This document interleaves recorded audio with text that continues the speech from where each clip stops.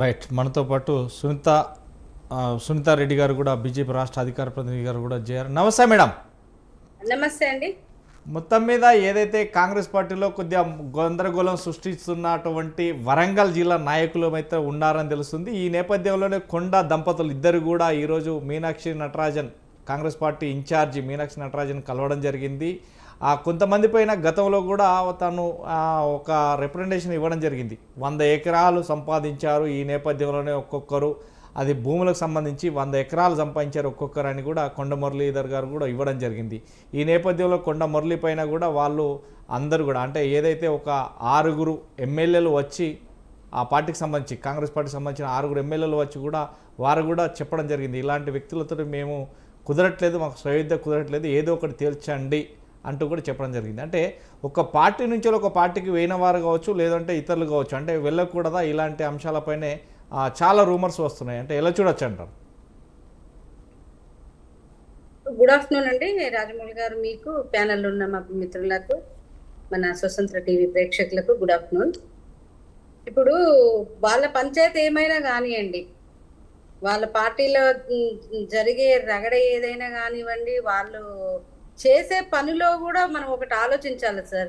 ఎందుకంటే ఒక వాస్తవాలు బయటకు వస్తున్నాయి, అక్కడ ఏం జరుగుతుందనే వాస్తవాలు బయటకు వస్తున్నాయి. మనము ఈ కొండ సురేఖ గారు మాటల్ని మనం మొదటి నుంచి చూస్తున్నా కూడా కాంగ్రెస్ పార్టీ ఎంత కరప్షన్ అవుతుంది, ఎంత దోచుకుంటుంది, ఏ విధంగా ప్రజలను మోసం చేస్తుంది అనేది మనకు ఒకటి క్లియర్గా అర్థమైంది. ఇక్కడ మొన్నటికి మొన్న ఏం చెప్పిండ్రు ఆమె, మా మంత్రులందరూ పైసలు తీసుకుంటున్నారు, ప్రతి ఒక్కరు పైసలు తీసుకోకుండా కౌంటర్ పెట్టుకొని పైసలు తీసుకోకుండా పనిచేస్తలేరు, నేను మాత్రమే పని చేస్తున్నా అని ఈ డైరెక్ట్గానే చెప్పేసిండు. అంటే మా ప్రభుత్వము కమిషన్లు తీసుకొని పనిచేస్తుందని ఒక మంత్రి, క్యాబినెట్ మినిస్టర్ డైరెక్ట్ చెప్పేసిండు. మనం సునీతారెడ్డి గారు ఆవిడ ఇంకొక మాట కూడా చెప్పింది. ఈ మాట చెప్పిన తర్వాత నేను ఇప్పుడున్న పార్టీల గురించి చెప్తలేను, గతంలో నేను ఉన్న పార్టీ గురించి చెప్తున్నా అని చెప్పింది. మీరు కరెక్షన్ చేయాలి, సబ్జెక్ట్ కూడా కరెక్షన్. ఒకటి చెప్పనా సార్, ఇప్పుడు ఏదో ఒకటి చెప్పడం మళ్ళీ అది మిస్ఫైర్ కాగానే దాన్ని ఏదో రకంగా సవరించుకోవడం, లేదు ఇట్లా కాదు అట్లా లేదు, మీడియా వాళ్ళే వక్రీకరించారు, ఇవన్నీ political leaders very common sir. Public అర్థమైపోతుంది. అక్కడ కాంట్రాక్టర్లు వచ్చి ధర్నాలు చేస్తుంటే, వాళ్ళు కమిషన్లు ఇవ్వకపోతే మాకు బిల్లులే ఇవ్వట్లేదని చెప్పి ధర్నాలు చేస్తున్న సందర్భం కూడా మనం చూసినాం. ఏది కాదనిలేని విషయం. మొన్నటికి మొన్న అనిరుద్ రెడ్డి గారు ఏం మాట్లాడిందో చూసినాం. మా వాళ్ళంతా కమిషన్లు తీసుకుంటున్నారని చెప్పేసి మీటింగ్లు పెట్టింది కూడా మనం చూసినాం. ఒకటేం కాదు, కొన్ని వాళ్ళ అంతర్గత విభేదాల వల్ల కూడా కొంచెం ప్రజలకు మంచి జరగబోతుంది. ఎందుకు అంటే ఏం జరుగుతుందో బయట పెడుతున్నారు. ఇప్పుడు కొండ సురేఖ గారి భర్త కూడా ఆవేశంలో ఒక విషయం బయట పెట్టిండ్రు, మా ప్రదీప్ రావు గారు కూడా కేసు వేసిండ్రు దాని మీద. ఏం చెప్పారు సార్, ఒక మనిషికి 100 ఎకరాలు ఉంటేనే మనము లీగల్గా చెల్లదు, మనం ఏదైతే ఆస్తి హక్కు చట్టం ద్వారా. అలాంటిది నాకు 500 ఎకరాలు ఉన్నాయి, అందులో 16 ఎకరాలు అమ్మి నేను 70 కోట్లు పెట్టి ఎలక్షన్ చేసిన అని ఆయన చెప్తున్నాడు. మరి ఒక ప్రభుత్వంలో ఆమె ఒక క్యాబినెట్ మినిస్టర్ అయి ఉండి ఒక భగవద్గీత లాంటి ఒక రాజ్యాంగం మీద ప్రమాణం చేసి మరి అవినీతితోటి నేను గెలిచిన అని మరి వాళ్ళు చెప్పడం అనేది ఎంతవరకు కరెక్ట్? మరి ఇప్పటి వరకు కూడా మన మీద ఏం చర్యలు తీసుకున్నారు?